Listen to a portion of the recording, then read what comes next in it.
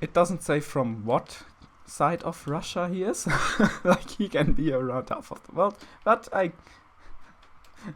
I guess this guy is skilled.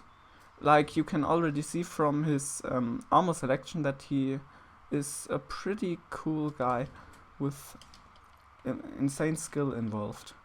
So also his weapon is all shiny and stuff, which counts towards his skill level. And he also has a nice aura. So like this guy is top notch PvPer here. He will probably flawless me. And his magic also, his pyro and stuff also requires some skill to press on. So oh yeah, that was an amazing casting right there. He properly spaced that R1. Yeah, and other than that, he's not doing much except of waiting and being reactive. Like if I don't do anything, he doesn't. He just continues casting. So, let's interpret this playstyle right there. Like on his aura, you can already see that he takes a lot of skill to use this build. So, like that running attack, that was top notch. I totally had to roll to avoid that. Oh, now I'm not doing. Oh, and the shrug. Yeah, I know. Sorry, I'm not as skilled as you. Please have mercy. I'm like, I don't even deserve this rank 2 aura.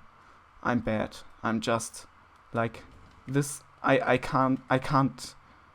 Like you have outskilled me. No, I can't. I can't hit you. You are too good. Like this is nothing that I could come up against with my scrubby noob level gameplay here. So I hope we get player that is actually under our skill level, so we can wreck them. Either Sentier's Spear or the King's Ultra Greatsword, I guess.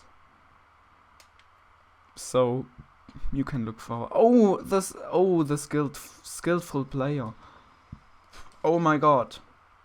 He's applying skill to his weapon. Buffed with skill. And there we go. Mix-ups. This technique is called not random casting, which is totally amazing. So, because when he puts his hand down on the floor, the higher your skill level is, the more it is possible for you to hit the firestorm.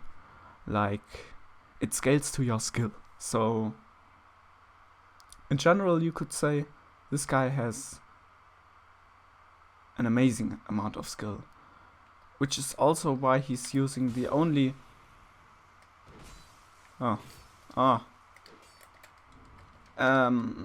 which is also why he's using the only real skillful chest piece in the game. Because that makes all of his actions easily punishable, and that means he actually has to have skill to not get punished with it, since it's so much easier to punish your actions if they are complete bullshit. So I guess you could say this individual here is what we should all look up to and pray to it. Gomenasai, senpai. Teach me, senpai. Why you no teach me? Come on, press L1. Don't you press L1? That's a lock on right there. That's only a technique that good players use. What is he doing? He has something in his inventory. A parrying dagger. That's something else that I also use, but I can't use it properly since I'm pretty bad in the game. Oh, that was an R1. That was a pretty well-timed parry right there. Like, oh, Like, I would have never timed it so properly, this parry.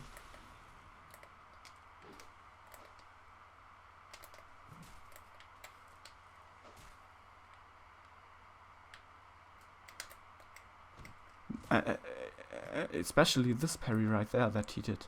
That was just amazing. Like, wow. I'm so amazed by it. Oh, that did you see that roll attack? Like, he estimated my movement properly there. Oh, those were 3 R1s. That's called mix-ups, people. That's called mix-ups. Oh, nice. And he can also leg trade, so that's something. And he's jumping a bit right there. This means he's pretty well fucking good in the game. Oh, I shouldn't have tried to block this, because you can't resist on Senpai's overleveled, not overleveled, skillful leveled character, because his sword scales with skill. It doesn't display it in the inventory, so if you have that sword right here, it says it has no scaling at all, but in actual fact, the more skill you have, the better the damage output is. So I estimated this block wrong because I didn't take his skill into consideration.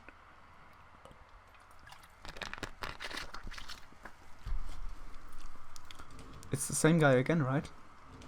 That's amazing.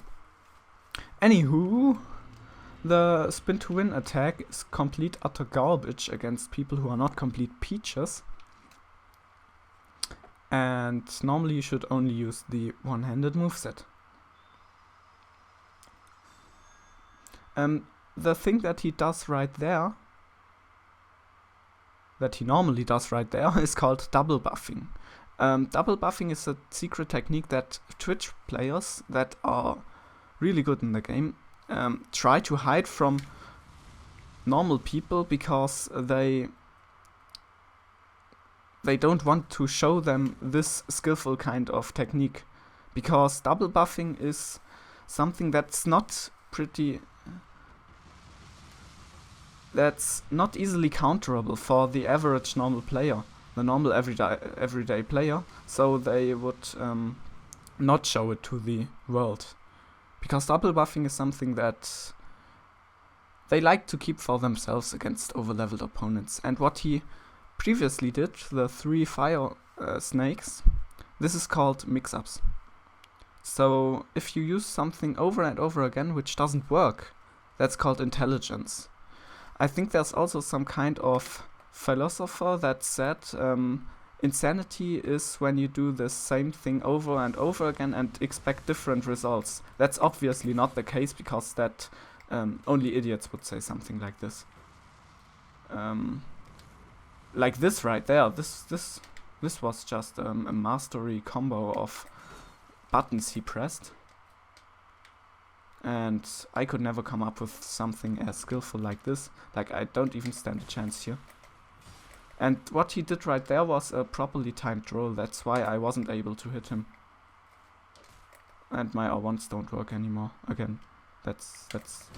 Oh yeah, yeah. I shouldn't even try to hit him, because his skill is just too insane. Like, all these buttons that he can press, like L1 and R1. Like L1 and R1. Like, I can't press those normally. This was L1 right there. And this was also L1. And now we have to be really careful to not get hit by his skill, because this attack is totally not random and luck. Oh yeah, of course. That was actually my fault. Like I said, you could only hit total peaches with the spin to win, because that attack actually is shit. So if you would get hit by the spin to win, you would have to be an utter idiot, basically. So I don't know what was up with him right there. Senpai probably dropped his controller or something, or he saw an old grandma standing on the street and trying to cross the street, and he had to drop his controller and run out to help her, because that's what he does. I know that he does it. So that was not a win of us, of course. That doesn't count, because he had to go to the rescue.